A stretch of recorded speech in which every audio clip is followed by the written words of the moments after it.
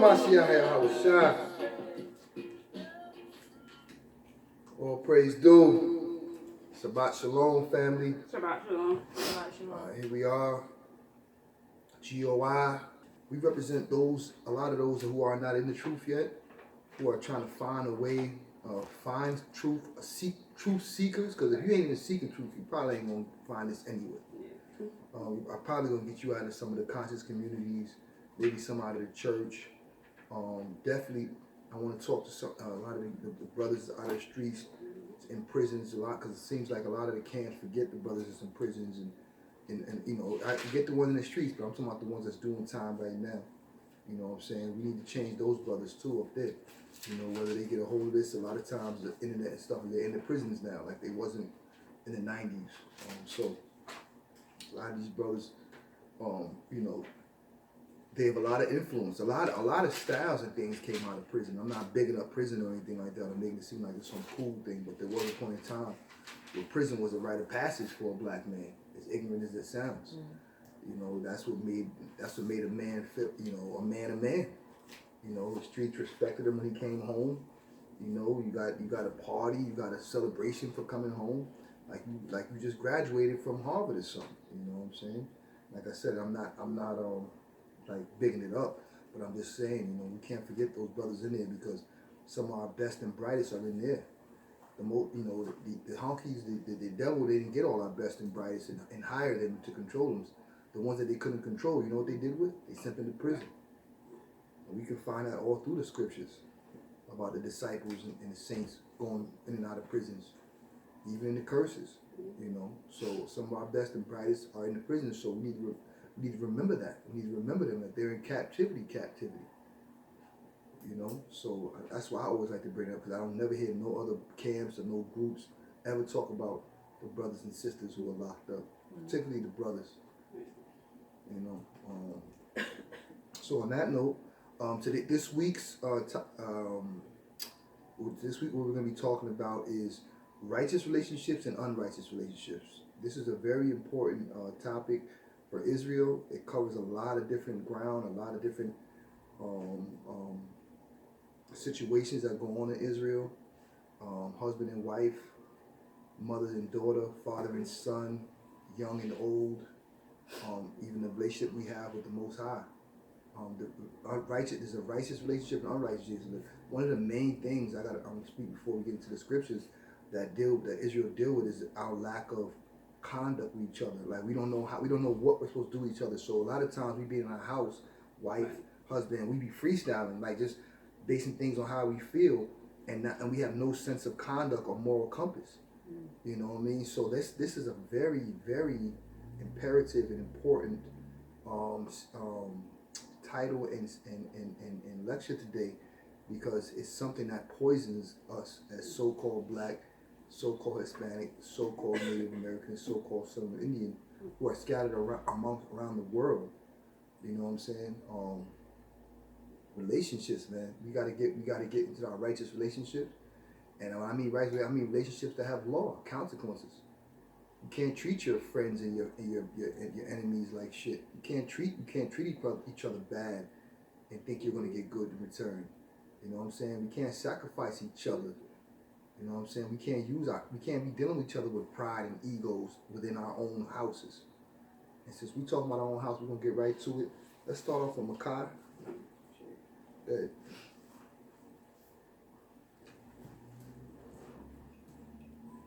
Shalom. We're going to go ahead and start off with Micah, chapter 7, verse 6.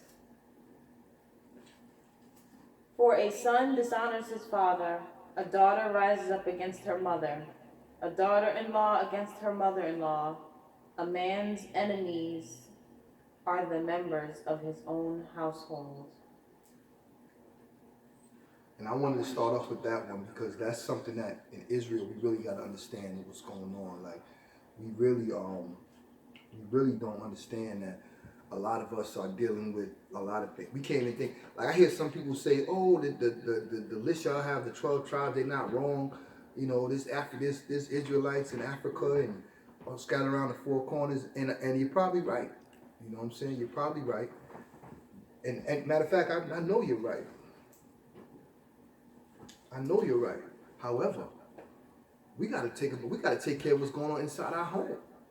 We got a lot of in-house issues that before we can even reach out and deal with the brothers and sisters and beyond and abroad, we got right here in Israel, we got issues. And I'm even gonna break it down even more. I'm gonna break it down to the nucleus, where all this starts, all this poison, all these curses start.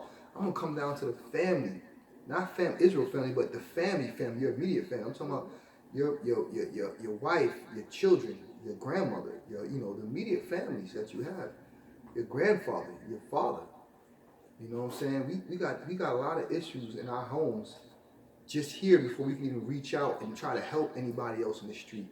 You know, I know some prophets in camps, they out there try to help people in the street, but their own home life is in wreck, and they actually use the street teachings almost as an escape from their home life. And you can't do, and that's not how the Most High set this up, man. You got to take care of home, man. You got to get your house in order. Okay, you got to get your house in order. So the Malachi chapter 7:6 says your enemies are right in your home. You know what I mean? And that's the truth. Your enemies are right in your home. And we can go to let's go to Exodus chapter 20 verse 14. And we're gonna start with some home issues that a lot of us in Israel are having. You know, the brothers and the sisters. Somebody wanna bring that up? Exodus 20 verses 14. You shall not commit adultery, and that's the, for the, like you're saying, it's definitely for the husband or and the wife. And we see a lot of women who are married. They're out there, even though they're married, they're still committing adultery, and it clearly says right here, verses 14, you should not commit adultery. Let me say something before I pass it, sister. And the funny thing is the reasons why we do it, it's so ridiculous, and it coincides with some of the other things that we got, other scriptures we got, because part of the adultery comes and deals with the root of it is worshiping false idols, because a lot of times the women feel like if it's a man, he's doing it because he feel like, okay, he's not happy with the woman he got. There's more women out there, but the problem is he's not even committing to those other women out there that he's sleeping with. You know what I'm saying? He's just whoremongering. He's creating more poison within Israel. You know what I'm saying? He's creating that woman he sleeps with and don't commit to. He got her thinking, well, even if a man is married, they still gonna cheat. So what's the point of getting one man? He gonna cheat anyway. So I might as well just, try to get out of men when I can get out of them. If I can use them, he's buying me things. Every time I see him, he take me out to eat. He buys me a dress or he brings me something. So, obviously I can get this out of him. But what winds up happening, that man doesn't wind up committing to you. He winds up going back to his wife. You know what I'm saying? And even if he does commit to you and he winds up leaving his wife for you, he winds up finding something else and leaving you. And all that's the judgment of the Most High. You know what I'm saying? So you got to understand the behavior of you being a side chick or being a woman, a promiscuous woman or a lewd woman that doesn't have any ethical compass when it comes to marriage, that always catches up to you in the end. You might laugh now, but trust me, you're gonna cry later. It always catches up but you don't realize it's on a secular level that what you're creating within the household, not just the household of that man, but just in the household of the black community. What you're creating is men who wind up resenting women, and women who wind up resenting men when you deal in adultery. Okay, the woman who deals with a man who she feels is cheating around him, she winds up begins to resent men, begins to feel like all men are the same, begins to feel like, well, if they can do it, this is the one thing I hate, because this is the one thing that the devil loves, because he'll attach to all your anger. He'll make you say, well, if they can do it, I can do it. Not telling you what the difference is between men and women, the makeup, the nature of them. If you do what a man do, this is what's going to happen to you. A man, it's going to be two different things. Y'all both going to be destroyed, but it's going to be in a different way. You understand? So, I just really want to just point that out, that, the first relationship that we really have to focus on is the relationship between man and woman. Why? Because Adam and Eve were the first relationship. It was Adam and Eve. So the man and woman are the first relationship because, and then everything comes underneath that. You understand what I'm saying? And the only thing that comes before that, and I'm gonna rearrange it. The only thing that comes before the man and woman is the man and God. Because we know in the garden, God told Adam what to do, and how to behave, how to conduct himself. Then He created Eve to help Adam. And Adam is not the one that sinned; it was Eve, the one that transgressed, that sinned. Okay, but I'm saying that this to show you the importance of the man and woman relationship and how it trickles down, how the poison or the righteousness trickles down throughout the generations, which is what we would call what? The generational curses. All right, you got something? And also, as a woman, when you commit adultery, you sin against your own body. Now, your body is a member of Christ, and you were made to serve the Most High. Your body was made for the Most High. If you don't have a husband, and the reasons why women commit adultery, I've heard, attention. They don't get enough attention at home, or they're looking for more attention. They're attention whores. Okay, and when it comes to a woman who commits adultery, nothing that she could think of is a righteous thought. It's not like it could be made sense of. Like a man can make sense of why he goes out and, seeks another woman.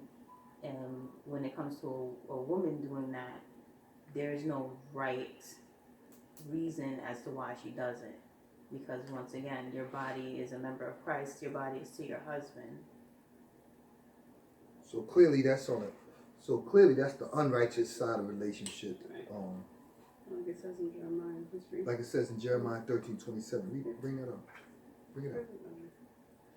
As for you, adulterers, and your lustful name, the lewdness of your prostitution, on the hills and the field, I have seen your abomination. Woe to you, O Israel! How long will you remain unclean?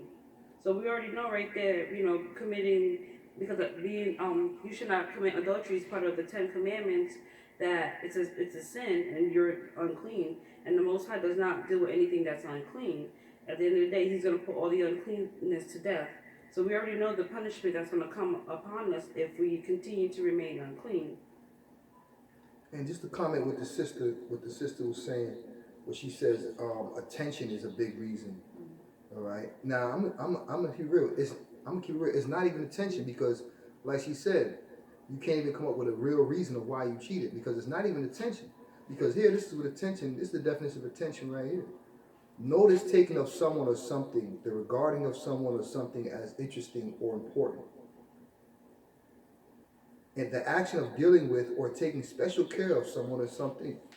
Now, most of the time, when you women cheat for adultery, because you say the attention, the men that you're cheating with didn't even treat you special. There was nothing he did for you that not even close to what your husband has done for you.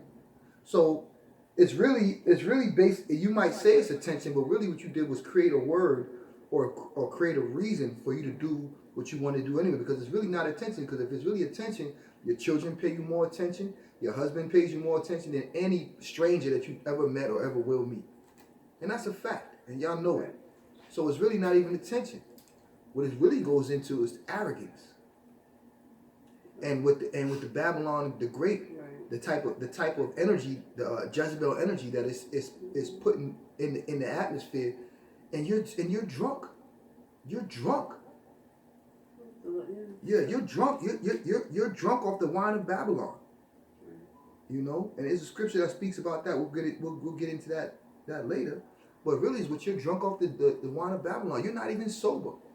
So how could you say it's attention and you drunk? You don't even know what attention means. Right. It's the illusion of attention. Right. It's really you just want to feel different than the love of the flesh and love of the pleasure, the material. Right. You want to feel different than what you're feeling. Because you don't want to deal with the truth, because the truth does not necessarily make you feel good all the time. The Most High shows us that all through the scriptures, all through 66 books. The truth might not make you feel good, Israel, but it's definitely going to make you find salvation and live for eternity. So what you want to do? You want to feel good or you want to live forever? That's what the choices you have. Some people, you can see it Because, now, right. you want to feel good. You want to feel good, go do drugs. Yeah. And I'm not advocating it, but if that's your main focus, I want to be having drugs, go do drugs, because that's what drugs are for. But if you don't want to do drugs, and it's not about how you feel, and it's about living for eternity and prosperity and true love, then you form these righteous relationships with each other and with the Most High. Let's go into Timothy. 1 Timothy 2 verse 11.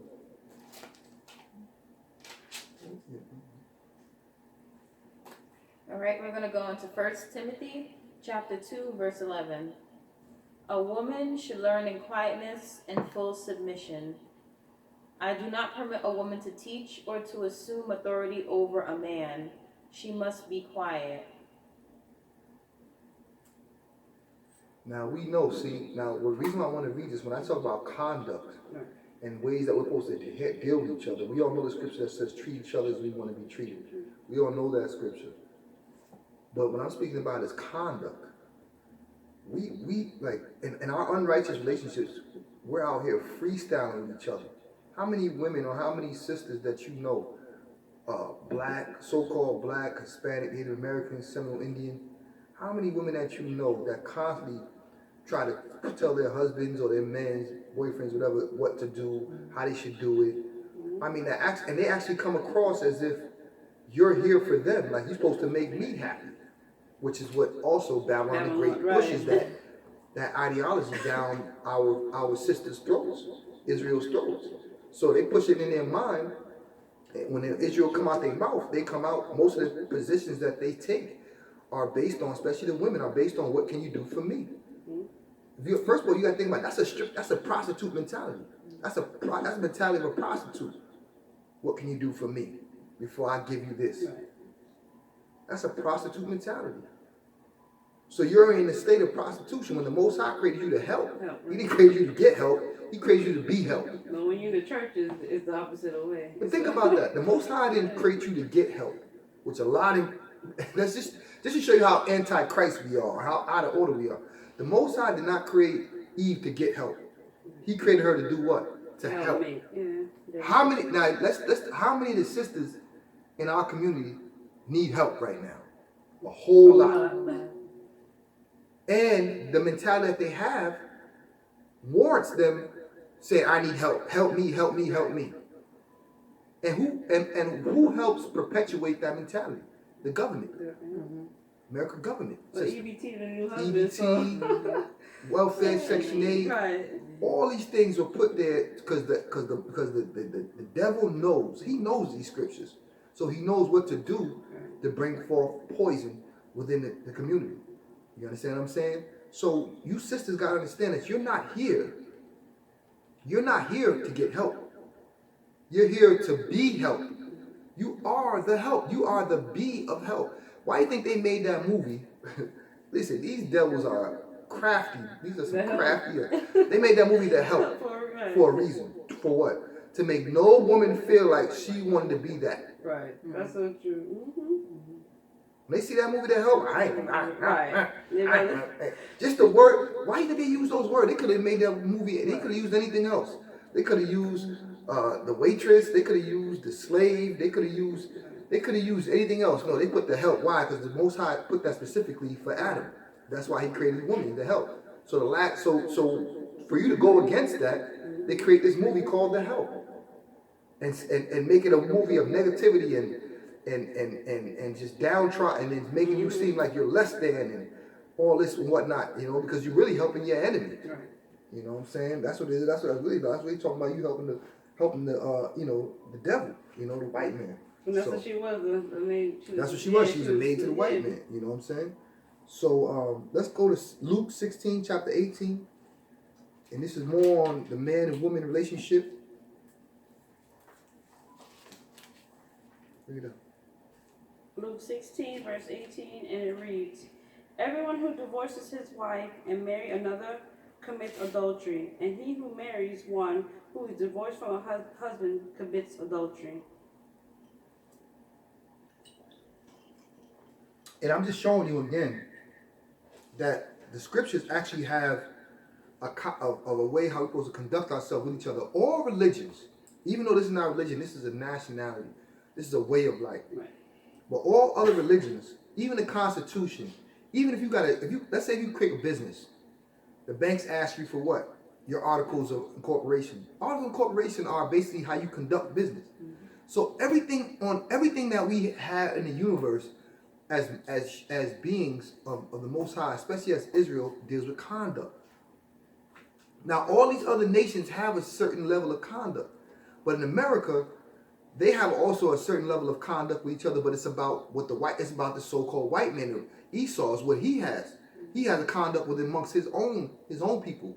But Israel has lost the conduct amongst Israel, and what we've done is try to use other people's conduct, other people's culture in our culture, and we wonder why we don't. It's not working.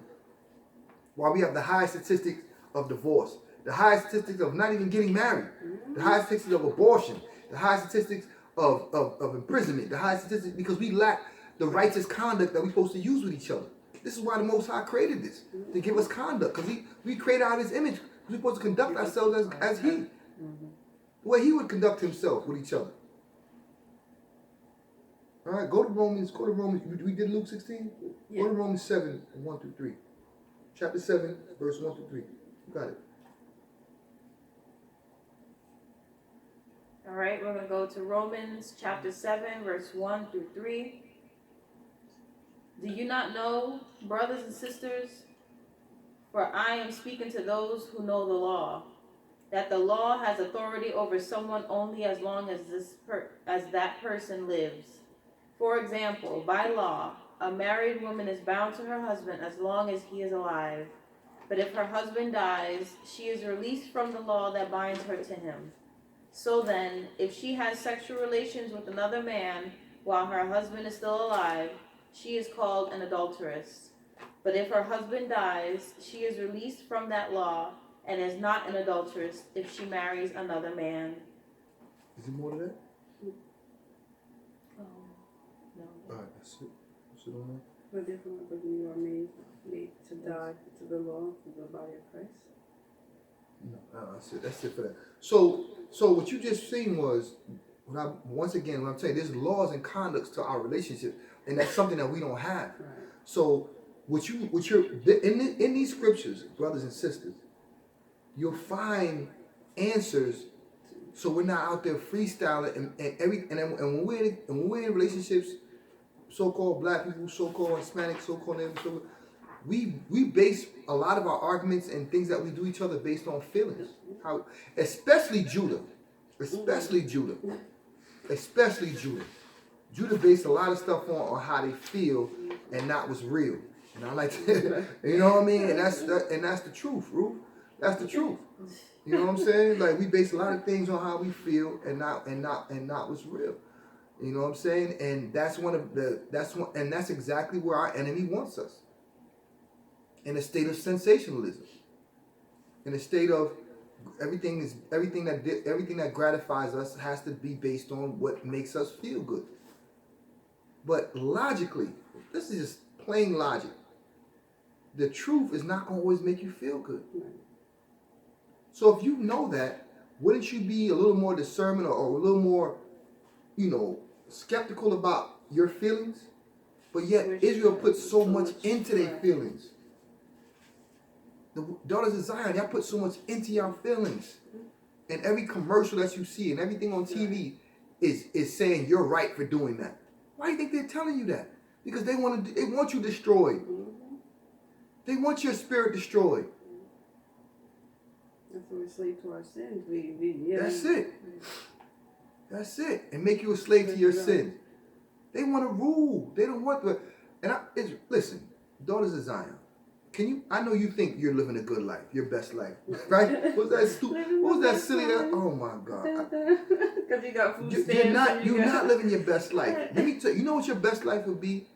Security guard, lesbian, and who else? WNBA player. You know what your best life would be? With your father The one who created you that you might hate because he wasn't there, or you might hate because he was an alcoholic, or you might hate because your mother told you to hate him.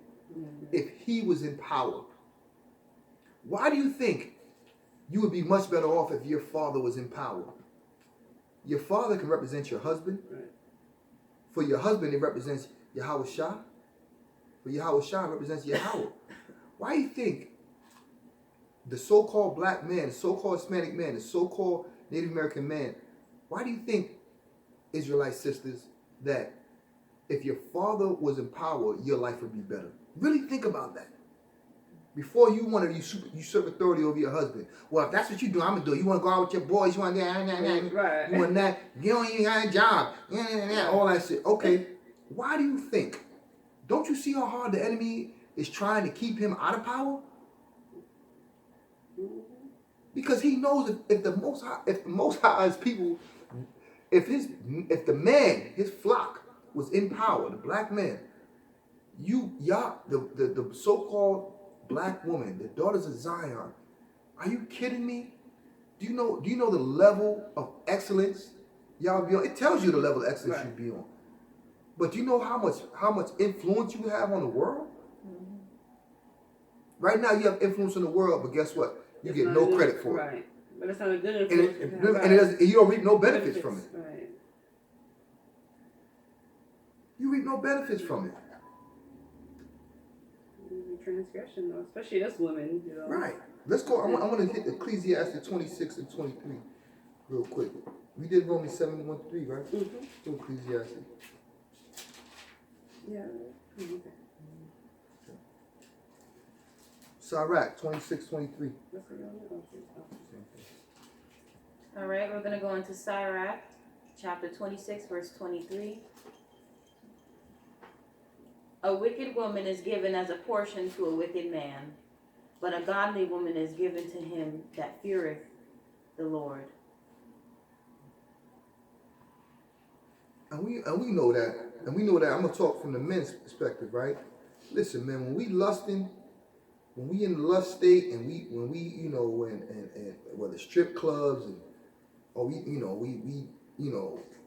drinking and drugging and all this type of stuff, the women that we attract are a different kind of woman, man. Let's just keep it 100. When we clubbing we go to the club every week, when we get women from the club, we know not to fall in love with that woman. We know that. Some of us do, but we learn based on trial and error. That's not the type of woman to fall in love with. We don't want women that go to the club every week, because as soon as you fall in love with her, you say, listen, stop going. I don't want you to go out to the club. All hell breaks loose. Right. Don't tell me you met. Right. That's how you met me. Now I can't go.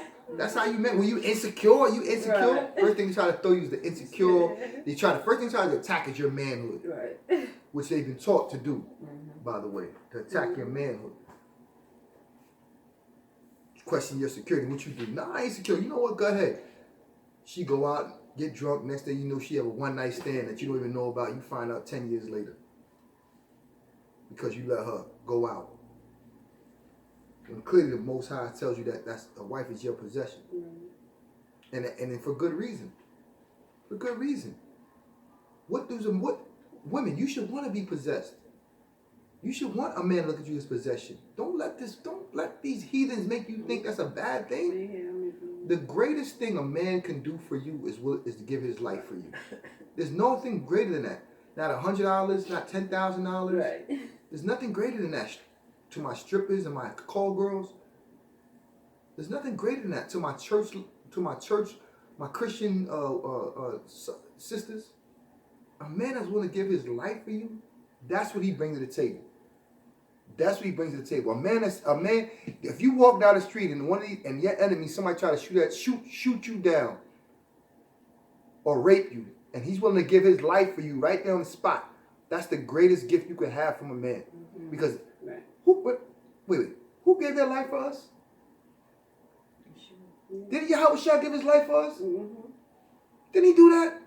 So what you're allowing a man to be, when he is that, and what you're honoring, is his embodiment of his Christ-like behavior, to give his life for you. You're honoring his Christ-like behavior. But if you don't, if a man is willing to give his life for you, and you still go out and cheat for him and cheat on him, and he treats you good, and your kid, and you take care of your children, you still go out because you're not getting the attention, which is really a false attention, because we see what attention means, and ain't no other man out there doing that. Ain't no other man care about your children like that man. And of course now, if you got a man he's not there, he's a whoremonger, he don't want to talk to you, and this and that, and the third, and he ain't doing nothing for you. I'm not talking about that. I'm talking about a man that's ruling in righteousness. Because a lot of our sisters are treating these men that are trying to be righteous. Y'all doing them wrong. It's not the whoremonger. It's the man. It's the man that's committed to you. You doing wrong. You sinning against, and you're sinning against the Most High. And this is a main relationship in Israel we have to fix. The Israelite woman, the Israelite man, we got to fix our relationship. And the only way we can do this is coming back to these laws and commandments. Because this tells us how to conduct ourselves with each other. So if you get mad, if I get mad, we know what we can do. We know the boundaries we can go, the steps we can take, what we shouldn't do. We understand that, which is what, if you really look at it, that's what every other culture has. Right. East Indian, the fake Jews, even the European cultures, they have that. Because they took it from here, from us. They took it from us. And the main one is their main focus is do unto us before we do for anybody else. That's them, and that's the main thing. That's the Most High tell you. Most High say take care of Israel before you worry about anybody else. And we don't do that. And when I say Israel, like I said in the beginning, I mean on a macro level and but immediate level, just in the house with husband, wife, children. You know what I'm saying? You got to look out for Israel first. You got to look out for your own first. We too worried about that and looking out for the enemy. We too worried about looking out for the heathen nations. We got to look out for Israel first. And that's a fact. All right? So, we did Ecclesiastes 26:23 already? Mm-hmm. So now what I want to go into the unrighteous relationships, right? And I kind of, what's that?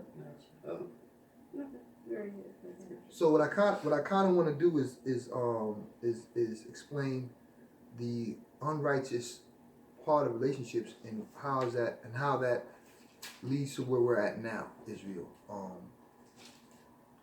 And even like even dealing with just Judah, right? When they talk about houses, right? There's houses in houses.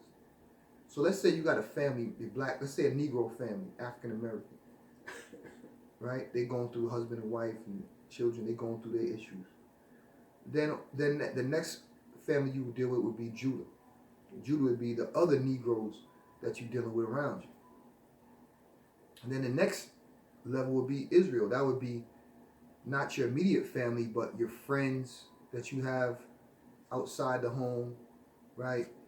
Your distant cousins, distant people that don't have an everyday effect on your life. Then after you go then you go out and spread out to the nation, right? To other nations where the Israelites are scattered abroad, to get them to conform, get them to understand what's going on. And that's the order that the Most High speaks of. This whole book is about the Israelites.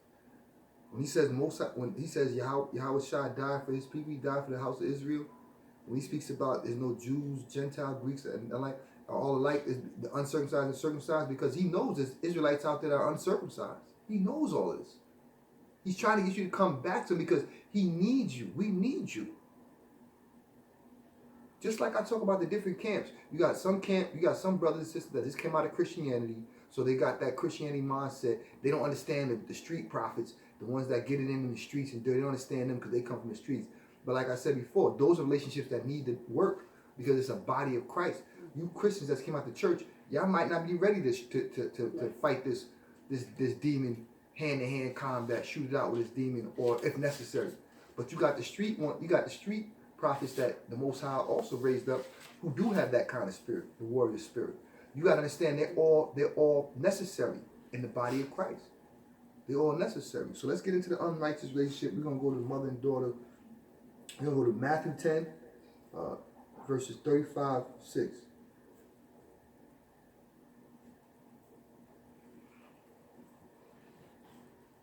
Matthew 10, verses 35, and it reads, "For I came to set a man against his father, and a daughter against her mother, and a mother-in-law against her mother-in-law."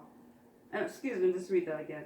For I came to set a man against his father, and a daughter against her mother, and a daughter-in-law against her mother-in-law, and a man's enemy will be the member of his household. Right, and that's kind of like the Micah 7, right? So that's kind of like Micah 7, you know what I'm saying? But what it's showing you, man, this is what Israel is dealing with. Israel is dealing with, in their own household, us fighting amongst each other, and we can't get out of that. And until we get out of that, we're gonna have all these issues that we have, because we got to take care of the home first. You understand? We got to take care of the home first before we can even get to anything else. We got to take care of the home first. And brothers want to say, I heard some brothers say, "Oh, you home? Excuse me. Oh, you home? This, that, and the third, and you scared to go out and teach in the street, and this, that, and the third, and nah, of course. Why would I hold up? Why would I be scared to go out in the street? I was in the street doing far more worse things than reading the Bible. Okay? If I had to go on the street and read the Bible, that's the safest I would ever felt compared to what I was doing in the street. You know, maybe a Christian man be thinking like that because he always been in the house. But the men of the night, or a hustler, or what some people call a thug, or whatever you want to call him, he been in the street. So that's really not that hard for him. For a Christian man, yes, because he been in the house. He ain't even coming outside. You know what I'm saying? He been in the house. He's always been in some sort of institution to help him govern his life. But for a man in the street who's been kind of governing his own life, following his own rules, that's not difficult to come out of the camps. But for a man of righteousness, he knows that he must first take care of his home. He's out on the weekends doing street profit or teaching around the country, but his home ain't right. His wife is home committing adultery, or his wife is home not taking care of the children how they supposed to, or his wife is home dealing with idle stuff on the internet, following him, seeing who he dealing with. Or false prophets, right? You know what I'm saying? Or following other prophets. So you got to make sure the home is right first before you just say, I'm gonna go out and I'm just gonna go out and travel and go to Chicago and New York City and talk with G.o.Y and IUC and AO and the Abbott, all these different camps. No, you got to make sure your home is right first, man. Mm-hmm. Because the first Israel is your home. Thus saith the Lord. And if as a man of the righteousness, as a man of Christ, I know that. I know he's telling me, take care of your home first, man. Get your home right. Because if you go, it could create a whole lot of poison in your home. You know what I'm saying? If your wife ain't ready to raise the children in righteousness, you need to be there and make sure she do that. You dig what I'm saying? You got some men who wives don't know as much as them, so they got to teach their wives how to be righteous to their children, how to be virtuous. And sometimes they can't go out there and they can't be traveling all that and leave them home alone, because sometimes the wife will kick back to her old ways if he's not around. And we know that. So we got to take all these things in context when we making statements and when we out here teaching the people, man. You know? Give me, we did Matthew 10:35, is it? You did that one already? Yeah. Okay. Yeah, we did. 10:35 we did. Did you read that? 5. Yeah, we just read that. Okay, give me 1 Timothy chapter 5, verse 10.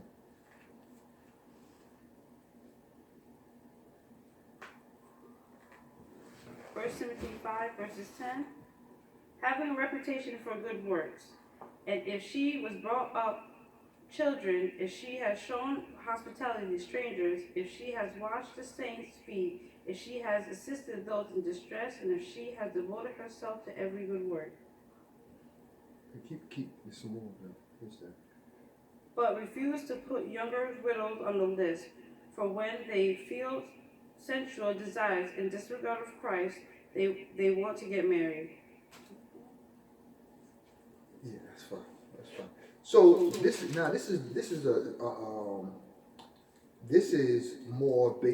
deals with more the mother-daughter relationship in the Israelite community. Why is the mother-daughter relationship so important in the Israelite community?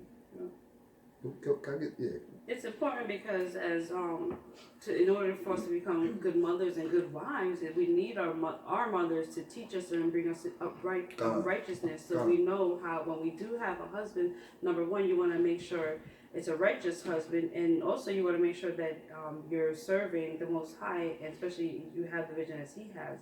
So if our mothers are not teaching us these things, we're going to come to our husband with all this baggage, with a lot of sins that we don't even know, disagreeable, everything that is not obviously fruits of the Spirit. That's what says the Most High that we should be. So it's good, it's important for the mothers to definitely, bring up your children, especially if it's a mother and daughter, because if not, you can turn that daughter into a whore, or harlot, or something that's not righteous. So you got something you want Just to piggyback off of what the sister was saying, as mothers, our mothers are our first teachers from the womb. So if your mother is sick, because we have a lot of sick mothers in Israel, that's how they're gonna raise up the to be sick individuals, and that's when you start going into whoredom and harlotry, idolatry, worshiping of themselves, being selfish, just worshiping of themselves, thinking that their bodies is what's going to get them through in life, and it's not training up to be good wives, because if you're practicing whoredom, fornication, that's not going to make for a good wife. You have to have these things instilled in you from young. Very good. That's right. And the mother and daughter. So the mother and daughter relationship is extremely important, and it plays a part in the husband and wife relationship. And when it comes to Israel, because if your mother is not teaching you how to be a wife and how to submit, to your husband and things like that, man, I mean, all you're gonna do is just repeat these curses, and they're gonna be generational. Because if you get a man where y'all have a child and y'all dealing with the unrighteous ways of dealing with each other, or the worldly ways with each other, all those curses are going to go upon that child. You know what I'm saying? It's going to just be a never-ending cycle of poison, pain, and chastisement for the Most High until you get it right, or until you're destroyed completely, one or the other, depending on if He decides to have mercy on you. And that's not really, I really want to leave the choice up to Him. I'd rather just do what I know and have faith, do what I know is going to get me there. You know what I'm saying? Because I don't know how He thinks.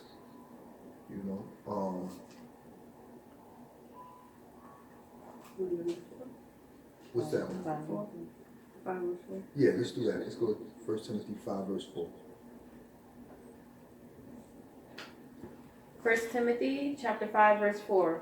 But if a widow has children or grandchildren, these should learn first of all to put their religion into practice by caring for their own family, and so repaying their parents and grandparents, for this is pleasing to God. That sounds like take care of the home first. That's exactly what that is. That's exactly what it is. Taking care of the home first. And that's what I mean when I say there's different levels of relationships in Israel. You got the relationship with your immediate family, that's the ones that you're around every day. Then you got the relationship with the other Negroes, or so-called Negroes, and Blacks, Hispanics, and Native Americans, which is in the Israelite population, right? And then you have the relationships that you have with the Gentiles, right? Not the Gentiles that are Israel, but the natural Gentiles, these other nations, right? So you have different levels of different relationships that you must deal with in righteousness if you're gonna come out prosper in it. Because it's not gonna prosper. You know what I mean? Clearly, there was a reason why the devil, the white man, attacked the Israelite family, the so-called black family. You know what I'm saying? Because they understand that family and business are synonymous with each other. If you're gonna be able to do business and be successful in business, you first must be able to form some sort of trust with the people that you're dealing with. That's the first lesson of business is trust. Doesn't matter what it is. You can't even give somebody, when somebody hire you at Walmart, Target, or whatever. Somebody hired you to be NFL, NBA, whatever. Somebody hired you as a daycare, as a provider, anything like that. The first they have to be able to trust you. It has to be a level of trust. Then you got to trust them that they're going to pay you at the end of the week, or whenever you get paid, give you your money that they're supposed to give you your labor fee. It's all based on trust. So if in your family structures and in your culture as a so-called black people, Judah, if you grow up with not trusting your own people and not being able to trust, how good of a business person are you going to be? Probably the wackest, the worst. And as a matter of fact, the Most High says anything that we do, because we are the greatest people, we have all the gifts, but we don't prosper off any of them. And somebody else owns them. Somebody else reaps most of the benefits on them. And that's due to captivity. But I'm showing you how to break captivity. And the way you break it is with these laws and commandments. How we conduct ourselves with each other. And we're supposed to conduct ourselves like Israelites, not like the rest of the other heathen nations, how they conduct themselves. And it starts out with the man and woman, just like Adam and Eve, husband and wife. And we have to do this, so nothing else is going to work. Not no money, not no economic plan. We did that already. It's called Black Wall Street. Matter of fact, we do it all in the rap industry, all in the music industry, and even them brothers are still at each other's throats, stabbing each other. You know, you got the brother Dame Dash and Jay-Z. How the hell that relationship could have stayed together? Y'all both getting money. Y'all both have an understanding of what's going on. What happened there? I'll tell you what happened. These curses happened to those brothers. No different than Cameron and Jim Jones. Same thing. These curses happened to those brothers. Every time you see something that seems like a solid breakup, and you see it right in front of your face on the, in real life, like Rockefeller or whatever the people, and them brothers break up. Now they talking bad about each other, and they don't trust each other and all that. They don't trust each other because that's the first order of business. It's trust. You got to be able to trust a commitment. You got to be able to trust that they could do something for you. You can do something for them. But Israel, man, I'm telling you, man, we got to stop thinking we need this devil to make things happen. All we need is Christ. Thus saith the Lord. Anything is possible through Christ. All we need is to embody ourselves with His Spirit and conduct each other as Israelites supposed to conduct each other. Treat each other like we want to be treated. Let me go to Proverbs 31, verse 10. I got it? Proverbs 31, verse 10. An excellent wife who can find, for her worth is far above jewels. The heart of her husband trusts in her, and he will have no lack of gain. She does him good and not evil all the days of her life. Now, like I said, I respect brothers who have if they have a monogamous relationship, they have a relationship where a wife is like this to them. I can respect that, right? You don't need the polygyny because you found a woman that's like this, and you don't want to do nothing to mess it up because clearly you've been through the processes of trying what's the word we used to use when we're trying to figure something out? A process of elimination. Right? Because process of elimination doesn't always work out in the way that you want it to work out.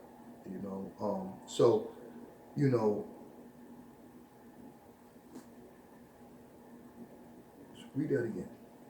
Okay. Yeah, read that one. Proverbs 31, verses 10.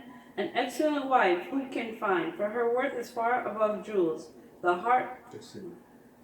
An excellent wife, a virtuous woman, is far beyond any diamond, silver, gold, money. And a lot of times, as coming from the background that I come from, you'll be so busy chasing money when you think money come before, because you're getting women, because of the money, you think that the money comes first. As long as you get $1, I mean, we hear that all in our rap music. Listen, as long as you got money, you're going to get the women. Right. You've been heard that, but what kind of women are you going to get? Right. What kind of women are you going to get? A lustful one. The sinful one you got right. Based on what you're materialistic, what you have. And I can speak for this. I personally went through this experience. You know, you might think that because you got money, you can afford it. But when you get a woman when you get a woman and she's basing on what she's dealing with you based on what you have, that's a recipe for destruction. That's a recipe for destruction. And that is not how Israel should conduct themselves with each other. That is not how you should choose a man. That means that you know better than a stripper. You know better than a prostitute, an escort, who deals with a man because of what he got in his pocket.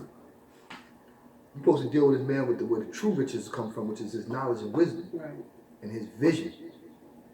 That's what you're supposed to base on, not his looks. Not his looks. If he got a big nose, big lips, or if he's skinny, tall, none of that should matter. That's not what's important. That is not what's going to get you prosperity and salvation. The Most High doesn't say any of that. If he said that was, if the Most High said, make sure he's tall, make sure he has this, make sure he has that, make sure he has this, then he would put that in here. But so many of you women do that. So many of you daughters of Zion do that. And you wonder why our relationships as a family, divorce and adultery is higher than any other culture. Because the relationships that we have with each other, are we freestyling, man? All we got to do is come back to this. You worry about submission. You worried about those types of, I want to do what I want to do. You think you have a free mind and you don't. You're being controlled by society. A true free mind is in these scriptures, where you can truly free yourself. If you really want freedom, I challenge you, Israelite sister. If you say women that want to control men, you want freedom of speech and all that, you want to do this, I challenge you. I'm gonna tell you the best way to get all that stuff that you want in these scriptures. If you want to challenge your man or control a man, if you understand that your man is submitting to Christ and Yahweh, you learn these scriptures better than him. And then when you do check him, you say, listen, this is what the Father says.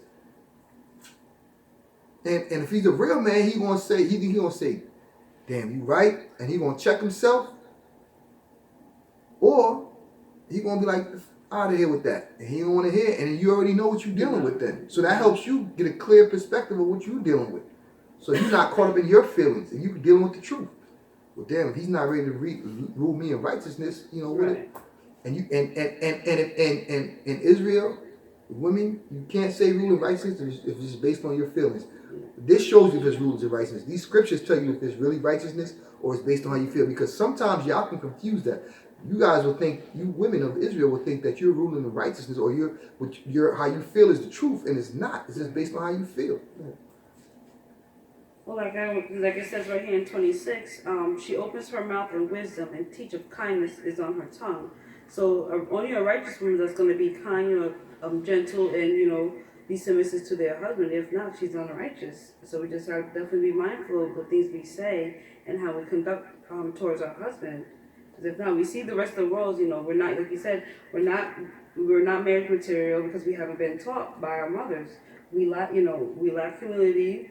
We everything that's good, we think the society has taught us especially as sisters that it's wrong. So we shy away from things just because we have a covering and he's teaching us things to do. We think that he is too much. They don't. He's rules with authority. Control us. Control. Yeah. So they rather shy away from that and rather remain independent or in struggle. And I see it all the time. Not even realizing that lack of trust that you have for what he's doing is the main ingredient for prosperity. Right. Trust is the main ingredient for prosperity because, like I just said, if you're going to do business with anybody, if China is doing business with America, if Iran is doing business with South Africa, if Europe is doing business with Australia, whoever's doing business with other, the main ingredient in that is trust. So if your husband is telling you this, that, and the third, and you don't trust him, there's no prosperity in that. If you're in a relationship with someone and you don't trust them, there's no prosperity in that relationship. It's not going to work out. It's just not. Okay? You got some, yeah. And also, out of Proverbs 31, verse 27. She watches over the affairs of her household and does not eat the bread of idleness. So she pretty much she takes care of her household, and that includes paying attention to her husband's needs and wants. That includes being a helpmeet. That includes not being idle, not being lazy with her works, her deeds. And then 28 goes on to say, her children arise and call her blessed. Her husband also, and he praises her. So that not only does the husband see that, but the children, they see it, and they arise and they call their mother blessed. Because nowadays we have children who are, they don't obey their parents. They become the oppressor. Yeah. Right, they become the oppressor, and we have a scripture for that one as well. That's right. Just what the sister was saying about how you're looked at. This society has you thinking not being a mother, not having children, going out to work, being independent, all that. They have you thinking that's what's going to make you a virtuous woman. That's what's going to get you praise, and it doesn't. It doesn't, sisters. Look at Monique, and I love that sister. Monique, the comedian, right? She's had to turn her clock completely. She had to completely rearrange her way of thinking to come into this truth. And I know she's in this truth. She's not out there, but I know she's in this truth. And I honor you, sister, and I thank you for and I thank you, you and your husband for being examples. And I hope that you could come out, soon. I hope I'm not putting you on blast, affecting your life in any negative way by thanking you. But I know what you went through. By fearing the Lord and not fearing man. I know the powers you're against, and I commend you and your husband on that. I just want to say that from the bottom of my heart, because a lot of people don't even know she's in the truth. But we peeped something. We heard her voice. I recognize her voice from anywhere, and they in the truth. They're not talking about her being in the truth, and I know she in the truth. And Kwame Sharala, and So as we're gonna get right down to relationship and the children, and this encompasses, the mother and daughter relationship, the father-son relationship, the husband-wife relationship in Israel, and even Israel with their nation. Okay, and we're gonna go right into Ephesians 6, verse 1.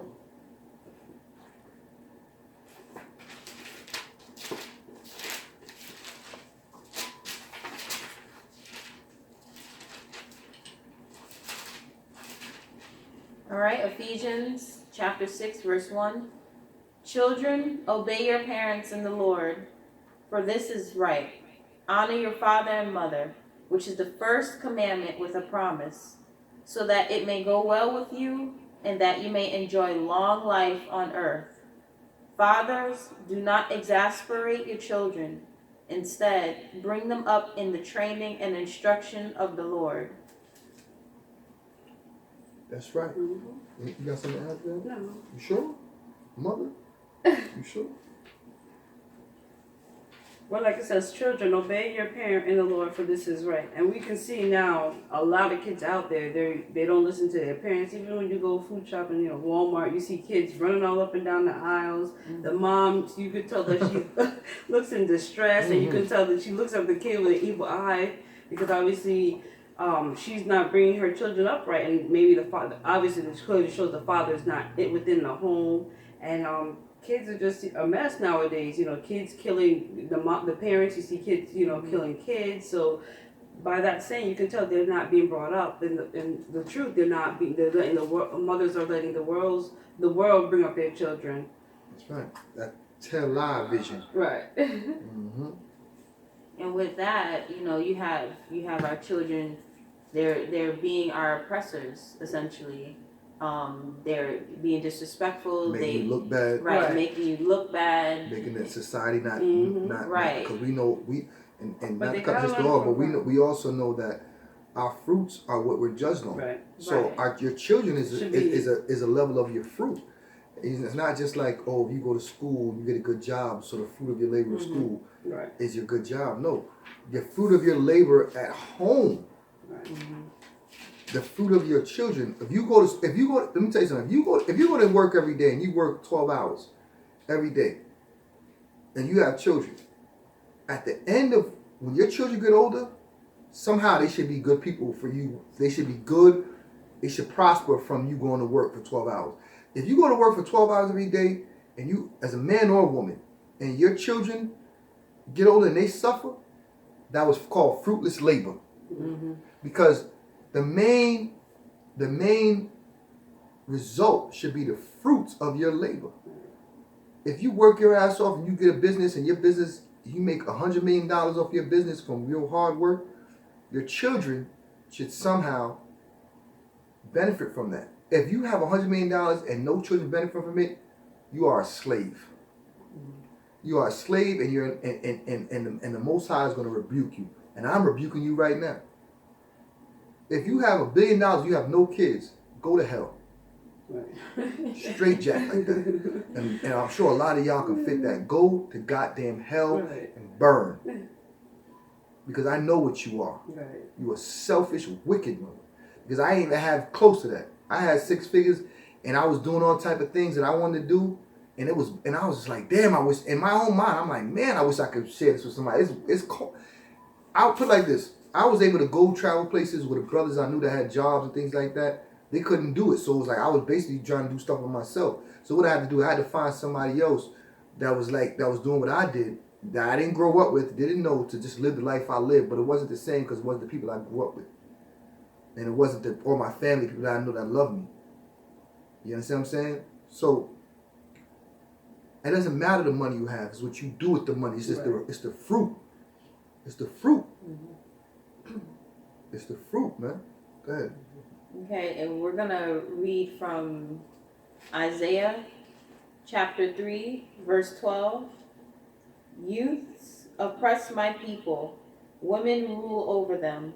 My people, your guides lead you astray. They turn you from the path. So right there, the Lord is telling you that The women leading the you women, single mothers, right? Single mothers. We're the first teachers. Right. So if the children are out of whack and they're misbehaving and they're being disrespectful, it's because of us. Let's just put it on us. It's from us, from our lack thereof, or from whatever it is that we are teaching. It's not strong enough, and that's where the husband's role comes into play. Well, we teaching them the ways of the heathens, because most of our single mothers, they're following the Gentiles, Gentile kind. They're not following these scriptures, which it also says in scriptures right there. It said the Most High tells you, do not follow the ways of the heathen. And most single mothers are doing that. That's how they matter of fact, that's how they single in the first place. Right, because they are. Because you follow the heathen way. And the heathen way is meant to destroy you. Mm-hmm. It's meant to destroy you. You know, and I got women in my family that deal with this. You understand? So you gotta understand the relationship you have with your children are the relationships that a husband has with his wife. Mm-hmm. It's the relationship that a father has with his son, a mother has with her daughter, a daughter has with her mother-in-law, a mother-in-law has with her daughter-in-law. Mm-hmm. You understand what I'm saying? A grandfather or grandparent has with their grandchildren. All boils down to this relationship with children, that we have no contact. This is why we need this. We need these scriptures because it tells us how to deal with each other. And the Most High, He deals with the root of stuff because He knows the root bears fruit. So He gonna get to the root of the problem, so He can bear good fruit. And that's what this is all about. Okay, so we're gonna get to the last relationship, probably the most important one, than all of these, because all these umbrella that. He umbrellas all of it. Is the relationship that we as Israel have with God. We're going to start with Ephesians 5, verse 23.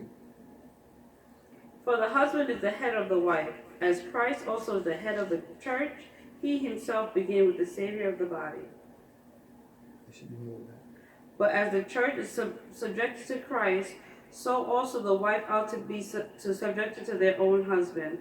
Husband, love your wife, just as Christ also loved the church and gave himself up for her.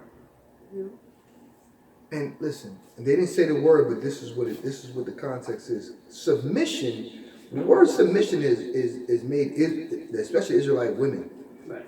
very. It makes you guys begin to Like taboo. Yeah, taboo. Let me tell you something about submission. You submit all day, every day. But what the devil has made you do, or the so-called white man has made you feel like when it comes to your own man, submission is something evil. But you submit all day, every day. When you wake up to that job that you don't want to go to, that's submission. When you wait to get paid, do you really want to wait to get paid, or you wish you got paid as soon as you walk into work? Exactly. No, you submitted to get paid that Friday. You submit to the laws. Every time you turn on your car, you submit to the laws. You submit to the laws around the society, the statutes and codes around you. You submit to that ice cream that you eat. You submit to that bacon that you frying. You're submitting. See, when it comes to knowledge, for you to use it, you have to submit to it. So the word submission is nothing more than just agreeing. So when you submit to your husband, that's really you agreeing with him.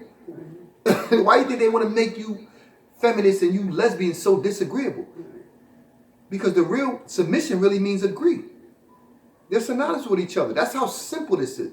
That's how clever they are. They made a word, demonize the word so much where you don't want to have nothing to do with it because you feel like it means you're less than. Right. When all it means is that you agree. That's it. And it's so hard for the Israelite woman, the Israelite man to agree on anything. It's hard for Israel to agree on things. Right. I look through these camps and these different camps and just listen to y'all, man, and it's comical to me. It's not comical because it's sad, but I just listen to y'all, man, how much y'all disagree on different doctrines and all that. And then I say, for what? In my mind, I say, okay, you know what? All right, men are different, but for what? And this all ties into the relationship that we have with each other. For what? One camp see things this way, another camp see it that way. One camp see this way, another thing that way. So because of that, you guys can't do no business together. Because why? Because you don't trust each other.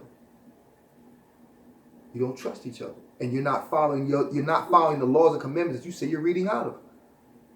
If one camp say he don't deal with another, this that, you're not following the laws and commandments. You're not. You're not following the elder and younger relationship, or the younger and the older relationship that they speak about in the scriptures. Right. You're not following the relationship, how we're supposed to treat each other as we want to be treated. You're not following that. So you're sinning. And you took the vow, which is what the Most High hates. You took the vow and you're still sinning amongst each other, Israel.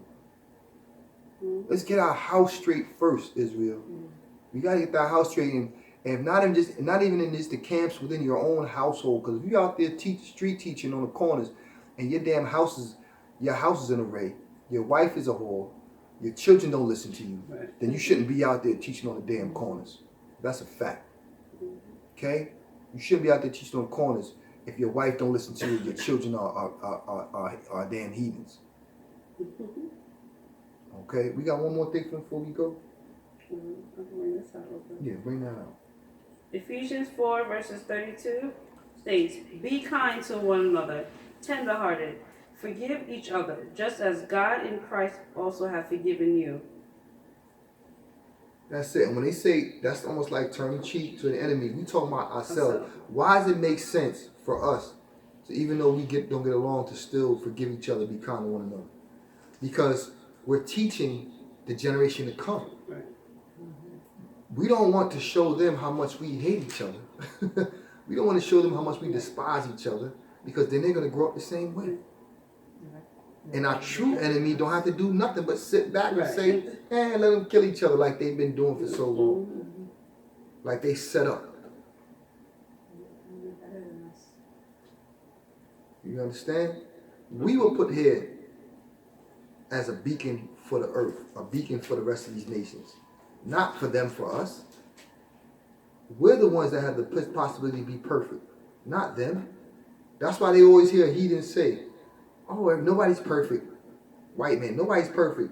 Asian man, nobody's perfect. All these other nations, Japanese, nobody's perfect. Say that nobody's perfect. That's a lie. That's a lie. That's to bring you down, because they know they can't be you. So what they rather do, they want you to be them. Because they know they can't be you.